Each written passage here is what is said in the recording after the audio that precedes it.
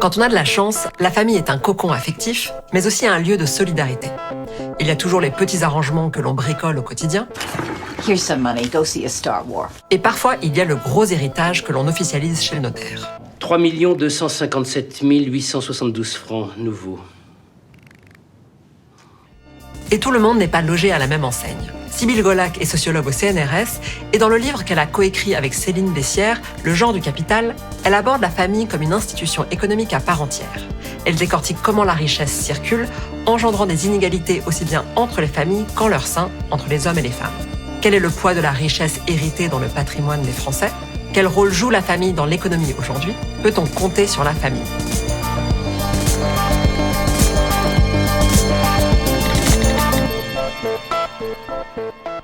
Sybille Golac et Céline Bessières sont des sociologues qui ont aussi une formation en économie, et c'est notamment avec ces outils qu'elles ont pu analyser la famille comme une institution économique. Et cette approche-là suppose de remettre en cause ce qu'elles nomment le grand récit de la famille moderne qu'ont développé les sociologues français, que ce soit Émile Durkheim au XIXe siècle ou plus récemment François de Singly.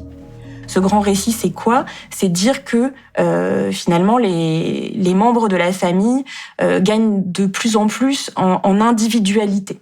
Chaque membre de la famille est relié à son propre réseau de sociabilité et finalement les relations de dépendance économique comptent de moins en moins dans les relations familiales qui deviennent par essence, ou en tout cas dans l'idéal, des relations affectives et électives, c'est-à-dire qu'on choisit typiquement son conjoint. Et la relation conjugale devient la relation familiale par excellence.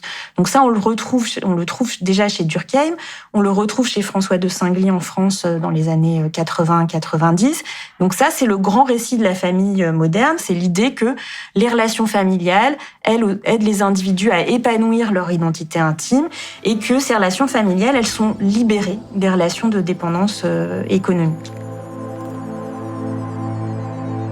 Selon ce récit, le mariage d'amour aurait remplacé le mariage de raison et d'intérêt. Ce que la famille aurait perdu du côté du pouvoir économique, elle l'aurait gagné en qualité de relation personnelle. Autrement dit, les liens auraient remplacé les biens. À tel point que le sociologue Émile Durkheim pouvait sincèrement croire à la suppression prochaine de l'héritage.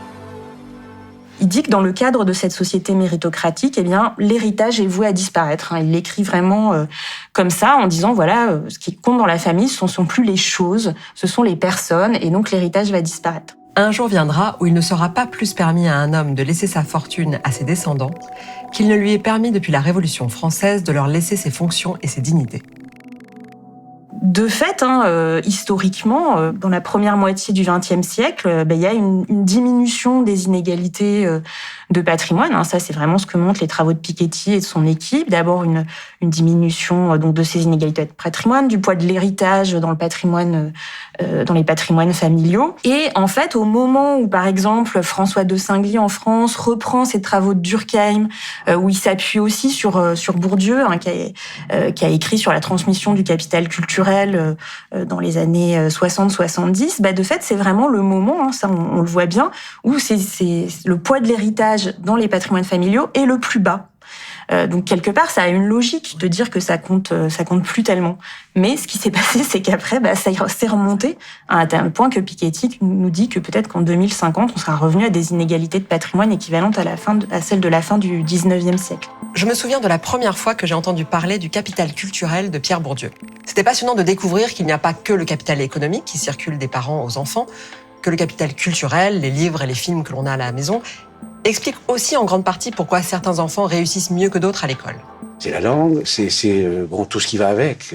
C'est ce qui s'acquiert dans les familles cultivées, c'est ce qui s'acquiert en écoutant papa raconter des histoires, en lisant les livres. Ça, c'est un capital, c'est-à-dire ce sont des ressources rares, inégalement distribuées. Il y en a qui en ont plus que d'autres, et qui, du fait de cette inégalité de distribution, donnent des profits.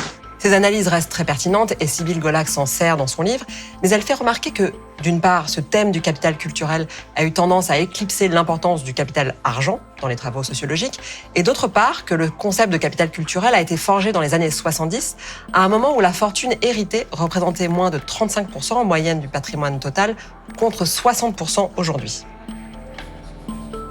Alors, on disait tout à l'heure qu'il fallait donc envisager la famille comme un acteur économique comme une institution économique. On parlait de la circulation, ça c'est assez évident, la circulation entre membres de la famille. Ça serait quoi les autres rôles, les autres fonctions de la famille ?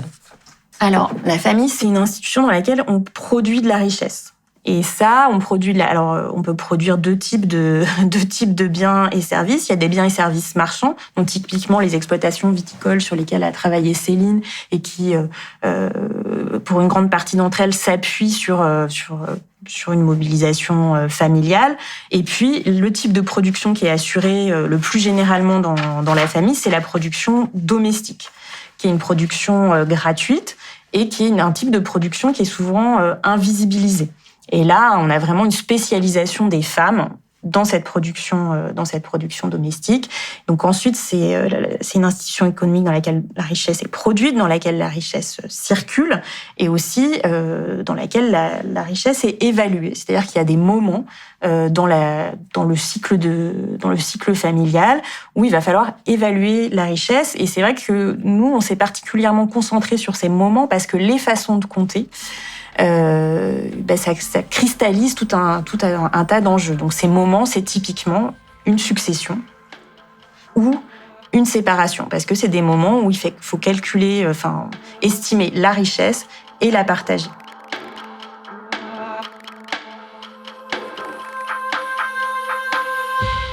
Dans les classes supérieures, notamment, on voit le poids que ça a. Je parlais de l'héritage, mais en fait, c'est pas seulement l'héritage au moment de la mort d'un parent, c'est tout au long de la vie qu'on va avoir ce genre de circulation de patrimoine qui va aider aux différentes étapes de la vie. Oui. Alors, c'est vrai que c'était frappant en enquêtant des familles contemporaines, quand on y est attentif, de voir à quel point les relations familiales sont des relations économiques. C'est des relations économiques dans des logiques de solidarité quotidienne, voilà, des grands-parents qui s'occupent de leurs petits-enfants le mercredi, une fille qui fait les courses pour sa mère. Alors parfois c'est des relations moins quotidiennes, c'est payer le loyer d'un enfant qui va faire des études, payer en partie pour la maison de retraite de ses parents. Puis il y a des transferts beaucoup plus énormes, comme les successions, transmettre une entreprise de père en fils. Et en fait, ce qui nous a intéressé, c'était que ces relations économiques, elles sont prises dans des logiques de production domestique, de solidarité quotidienne, mais aussi dans des enjeux de plus long terme. Et là, pour le comprendre, on a utilisé la notion de stratégie familiale de reproduction de Bourdieu, c'est-à-dire qu'il y a tout un ensemble de pratiques dans les familles et même de récits, de discours qui servent, qui ont pour objectif, alors conscient ou inconscient, comme dit Bourdieu, de transmettre un statut social de génération en génération. Et les relations économiques qu'on observait, elles en faisaient partie, c'est-à-dire à la fois transmettre une entreprise familiale, ça paraît évident, mais aussi quand on paye le loyer à son enfant pour qu'il fasse des études, on l'aide à faire des études, et faire des études, ça permet d'accéder à un certain statut social. Les transferts monétaires familiaux comptent donc de plus en plus dans les trajectoires des individus, et ce d'autant plus que l'État social a tendance à reculer depuis une quarantaine d'années. Au fur et à mesure des diverses réformes du chômage et des retraites, par exemple, l'État est amené à miser davantage sur les solidarités familiales pour contrer les effets de la précarité, du chômage ou du logement cher. Il y a un intérêt de l'État lui-même pour estimer est-ce qu'au fond, on ne peut pas effectivement se délester sur les solidarités familiales. Mais ce qui est assez impressionnant, c'est de se rendre compte que dans la pratique, en général, la façon dont l'État calcule, organise la redistribution et les transferts entre générations, finalement, ça joue plutôt en défaveur des classes populaires. Un exemple de ça, c'est quand Emmanuel Macron, après le confinement, dit les vieux ont fait des économies, les jeunes sont appauvris, on va défiscaliser les donations pour permettre un transfert des générations les plus anciennes aux générations les plus jeunes. Oui, mais ça fonctionne pour les familles dans lesquelles les parents ont des moyens de faire des donations. Et ça, en réalité, c'est un ensemble de personnes assez réduit. Et inversement, par exemple, le fait que les politiques de redistribution s'appuient sur des calculs des revenus par ménage, ça fait que dans les classes populaires où le le premier outil qui est mobilisé pour pallier aux situations, par exemple, de chômage, de séparation, c'est la cohabitation. Eh bien, quand vous cohabitez, vous mettez vos revenus ensemble et vous perdez des aides sociales. Sybille Golac donne un exemple parlant d'une dame retraitée qui touche 700 € par mois et qui a été saisie par le département parce que son ex-conjoint, dont elle est séparée mais avec qui elle est toujours mariée, a été mis en maison de retraite. Et la question, c'est qui va payer la maison de retraite? Comme elle est encore mariée avec ce monsieur, et il y a un devoir de secours qui s'applique, elle est censée payer. Et ses enfants sont obligés alimentaires. Donc ça, c'est pareil, la plupart des gens ne savent pas, mais on est l'obligé alimentaire de ses parents à vie, et on est même l'obligé alimentaire de ses beaux-parents quand on est marié. Être obligé alimentaire, ça veut dire que ses enfants doivent payer pour leur père. Dans ce cas-là. Et quand on est obligé alimentaire de quelqu'un, c'est effectivement qu'on doit subvenir à ses besoins. Les personnes âgées qui ont peu de moyens, elles demandent l'aide sociale, ou une assistante sociale demande l'aide sociale pour elles, et cette aide sociale n'est versée qu'à la condition qu'il n'y ait pas d'obligé alimentaire qui puisse payer. Donc là, on est vraiment dans une configuration où l'État va aller chercher dans les familles les ressources que lui-même ne veut pas fournir. Donc, dans le cas qu'on a observé de cette dame dans un bureau d'avocate, elle s'inquiète de ce qu'on aille demander à ses enfants qui ont été maltraités par leur père, qu'on leur demande de payer pour leur père. Et donc l'avocate lui explique, voilà, vous êtes encore marié officiellement à ce monsieur, donc il faut divorcer, du coup vous serez à l'abri, on vous demandera rien. Et par contre, vos enfants, la première chose qu'elle lui dit, c'est il faut que vous arrêtiez de cohabiter avec votre fille, parce que ça vous donne un revenu global trop important, et du coup elle va être obligée alimentaire. Et cette dame explique à l'avocate, elle dit oui mais voilà, moi j'avais... je crois que c'est quelque chose comme 3 000, 4 000 euros que ma mère m'avait laissé, et je leur ai dit que je les avais. Ah mais du coup, ils vont vous prendre ces 4 000 euros, alors que vous auriez attendu d'avoir divorcé, vous auriez pu garder ces 4 000 euros. Et donc là, on voit comment dans les familles de classe populaire, ces petits héritages sont fragilisés par ce rapport très distant au droit. Non, mais c'est trop tard de toute façon. Et pourquoi c'est trop tard? Parce qu'aux States, n'est-ce pas, aux États-Unis, il existe un article qui stipule, qui raconte. Ouais. Qui raconte quoi? Un article, ça va pas vous plaire, c'est en latin. On voit à la fois comment la façon dont l'État calcule fragilise ces solidarités familiales et comment le rapport au droit de ces familles vient aussi fragiliser la possibilité de faire circuler, de commencer à accumuler un peu de richesse et de la transmettre de génération en génération. Cet exemple est éclairant à plusieurs titres. D'abord, il rappelle que la famille est potentiellement un lieu de violence, puisque le père maltraitait sa fille, mais aussi un lieu d'entraide forcée, puisque la fille risque d'être l'obligée alimentaire de son père.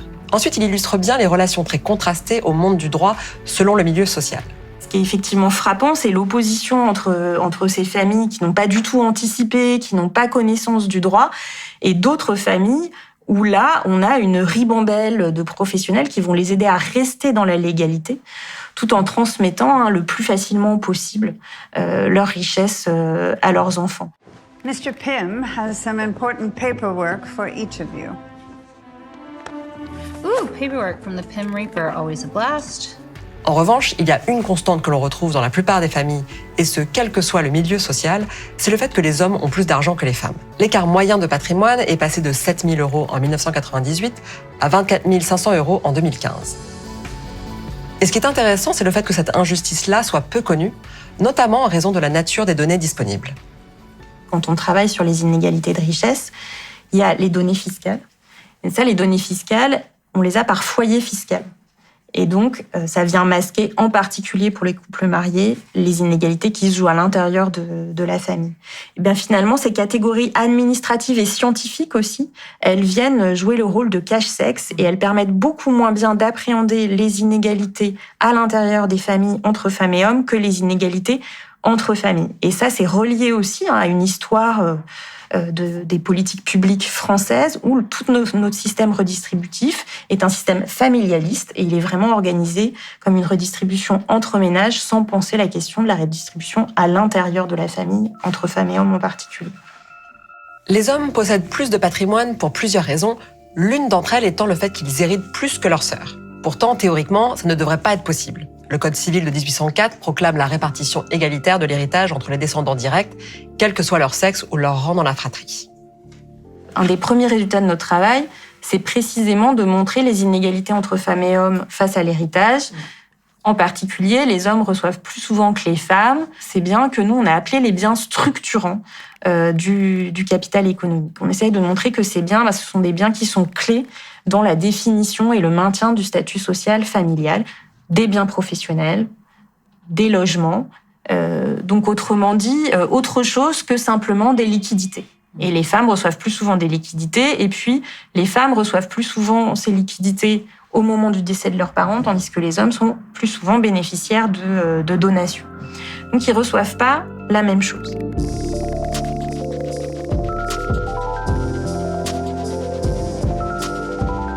Comment ça se fait dans ce cadre égalitaire ? Alors, une première chose, c'est qu'effectivement, les garçons semblent être les porteurs privilégiés de ce statut social.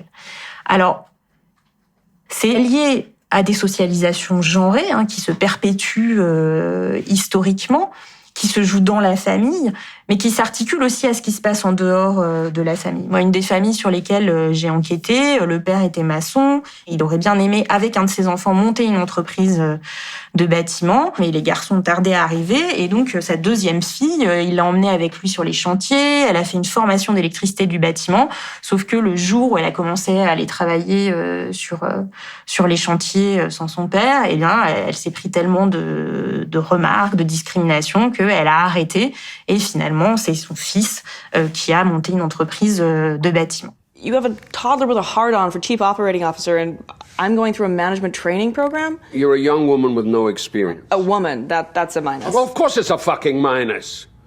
I didn't make the world.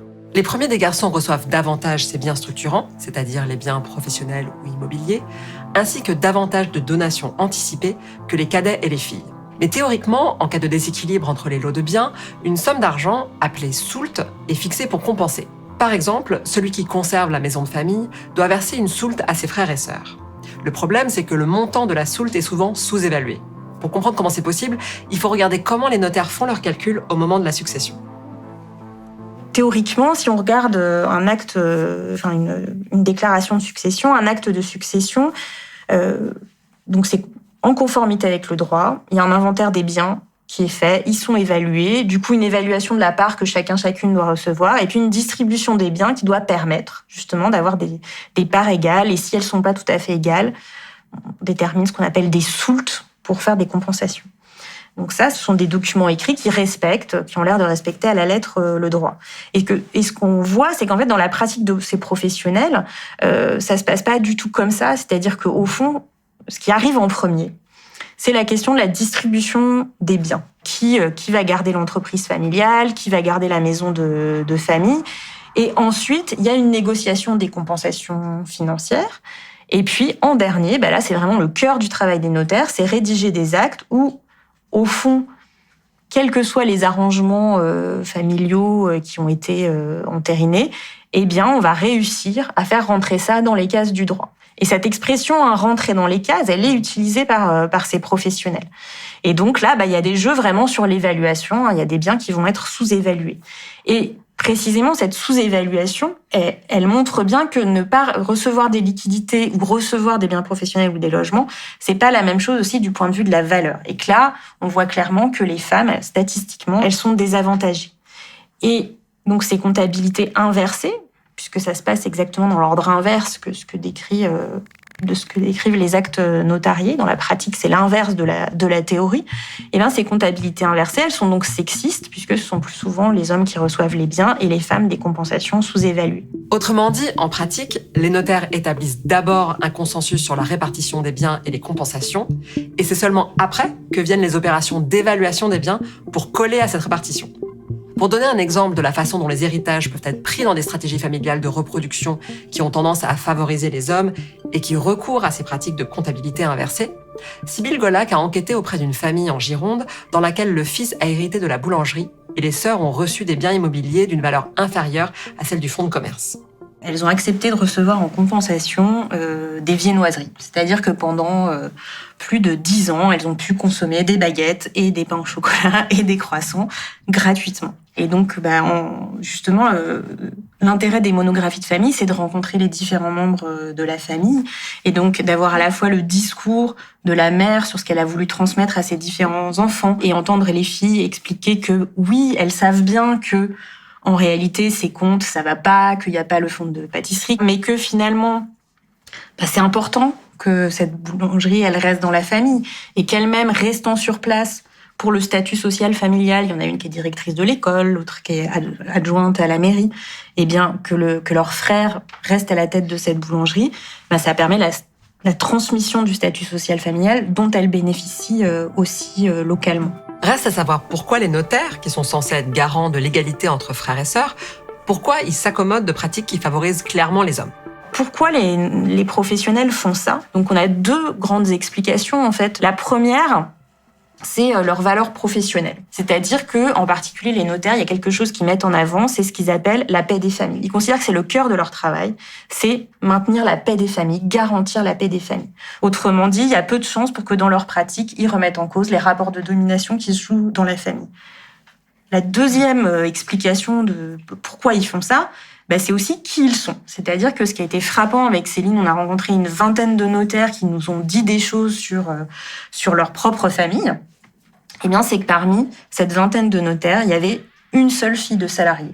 Tous les autres étaient issus de milieux sociaux assez variés, pharmaciens, restaurateurs, exploitants agricoles, mais dans lesquels ça compte beaucoup de pouvoir transmettre ces biens structurants. Ces biens structurants, ils sont au cœur des stratégies de reproduction dans leur propre famille. Ces inégalités intrafamiliales sont donc produites sans qu'on ait nécessairement affaire à des notaires ou des parents particulièrement sexistes. Mais elle rappelle que la famille peut être un lieu de domination et d'injustice. Je pense, et Céline Bessières pense avec moi, qu'une des raisons pour lesquelles notre travail a été entendu et cette idée de continuer à observer la dimension matérielle des relations familiales a été entendue, c'est le fait qu'au moment où notre livre est sorti en 2020, le mouvement féministe pointait entre autres la question des violences conjugales. Et les violences conjugales, c'est aussi une dimension matérielle, très matérielle, même physique, des relations de domination dans la famille.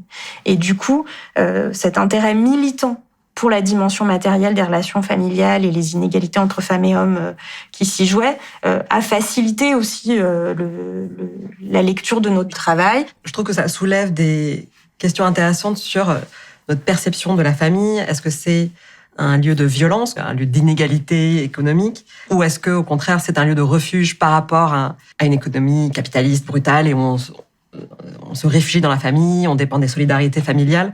Je trouve qu'il y a cette ambivalence intéressante sur le rôle de la famille.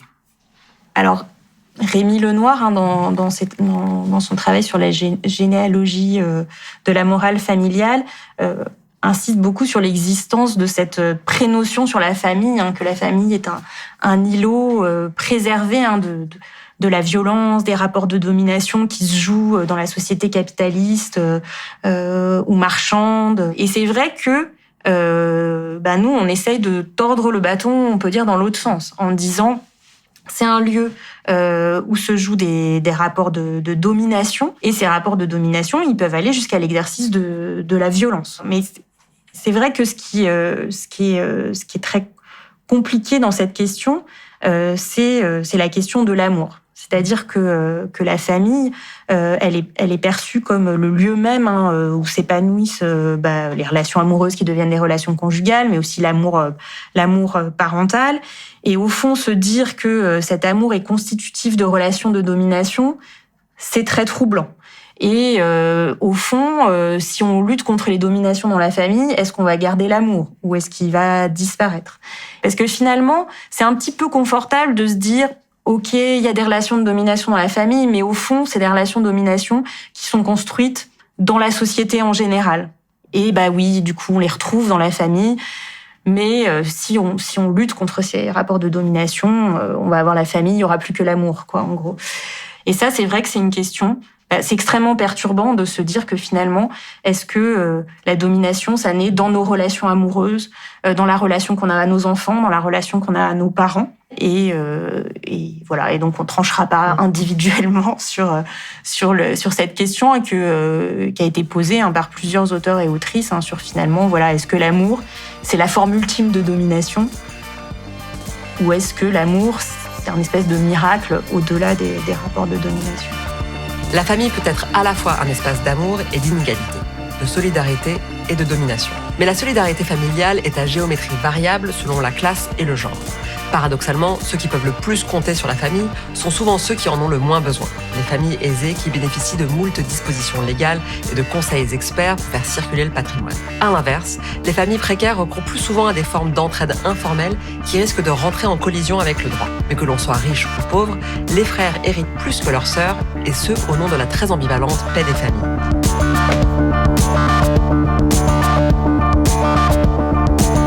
Le prochain épisode tourné en public à la Gaîté Lyrique aura lieu samedi 19 octobre. Ce sera avec l'économiste Cédric Durand et on va se demander comment bifurquer.